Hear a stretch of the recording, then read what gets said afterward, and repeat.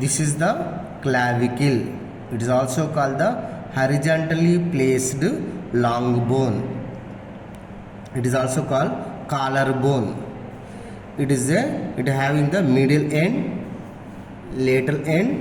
This is a shaft. This is a shaft, middle end, lateral end.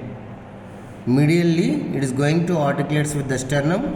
Laterally it is going to articulate with the scapula.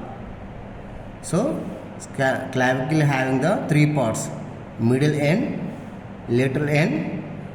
This is the shaft. These are the three parts of the clavicle. Next, another bone. This is the humerus. It is vertically placed long bones. See, this is the upper end of the humerus. This is the lower end of the humerus. This is the shaft. So humerus is a long bone. It having three parts: upper end, lower end, middle is the shaft. These are the three parts are there. Superiorly, this humerus going to articulate with the scapula. Inferiorly, it is going to articulate with the radius and ulna.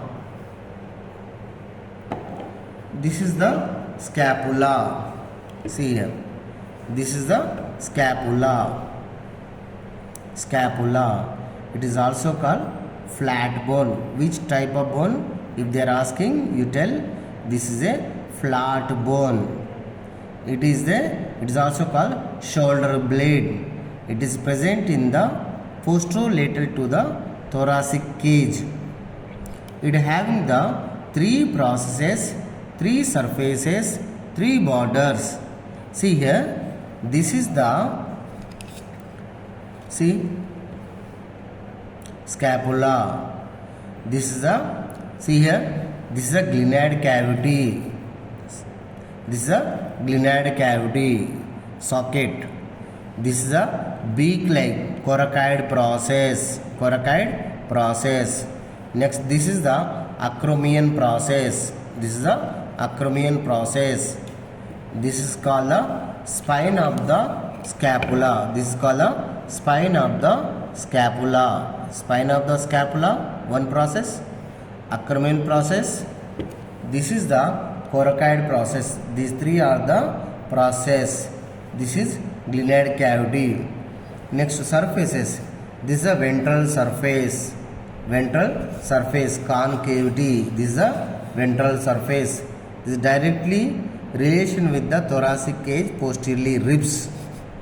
Next, this is concavity. Okay, this is a dorsal surface, convexity. This is a dorsal surface below the spine. See, spine is present, which is there. That is a dorsal surface. Remember this dorsal surface. This is a ventral surface. This is a supraspinatus surface. So above the spine it is there, separates dorsal surface into superior surface. Next, three borders. See, which is the glenoid cavity is there. This is always facing towards the lateral side.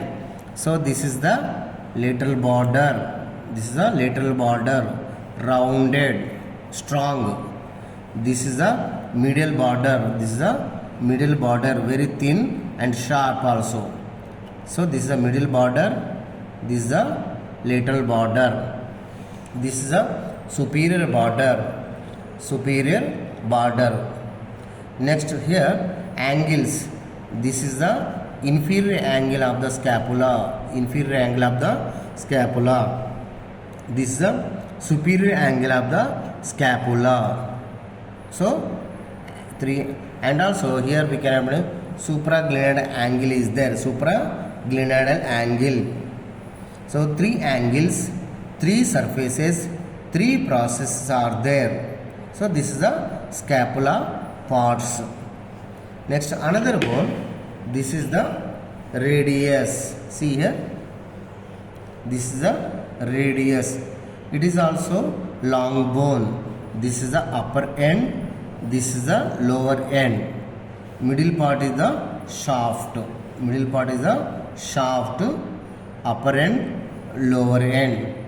Superiorly, it is going to articulate with the lower end of the humerus to form a hinge part of the hinge variety. This is inferior end. This is going to articulate with the carpal bones to form a part of the wrist joint. This is radius, always present in the forearm region, lateral side. This is lateral side bone. This is the middle side bone. This is called the ulna.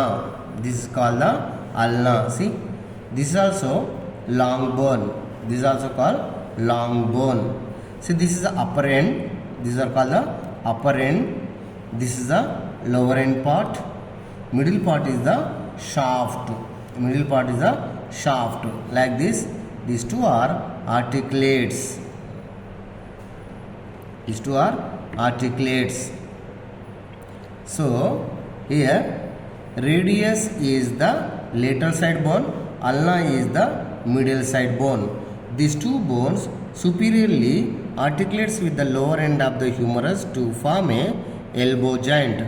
Inferiorly, these two lower ends going to articulate with the carpal bones to form a wrist joint.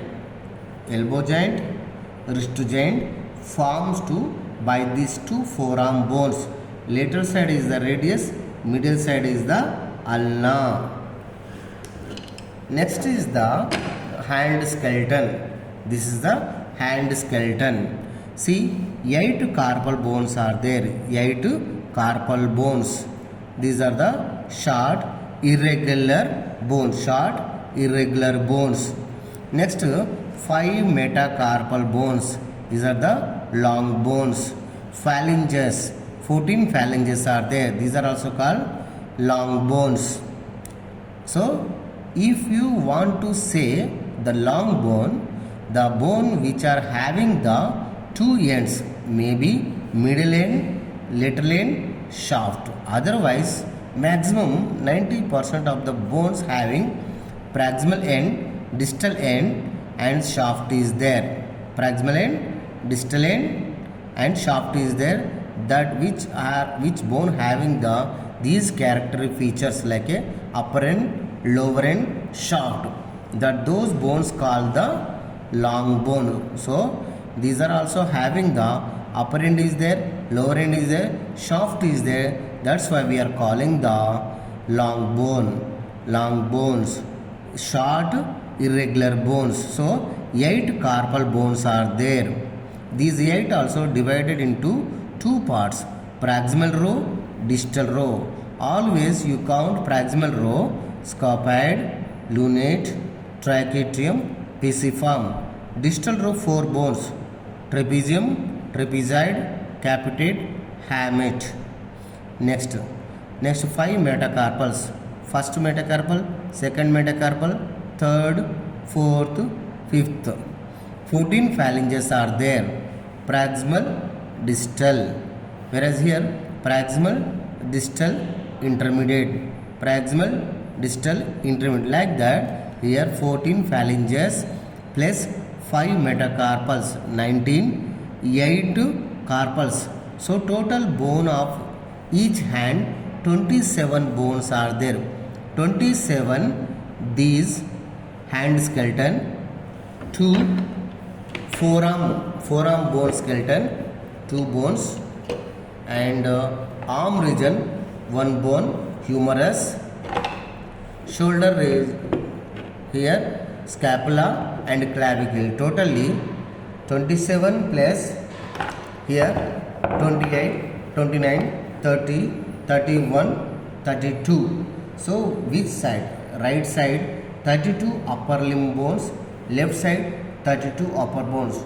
Total skeleton of the upper extremity, right and left, 32 plus 32, 64 bones are there. So we will be discussing the upper extremity. We will discuss in detail about the each and every bone, like a clavicle, like a scapula, humerus, radius, ulna, carpal bones, metacarpals, phalanges. Later we'll discuss one by one. Thank you.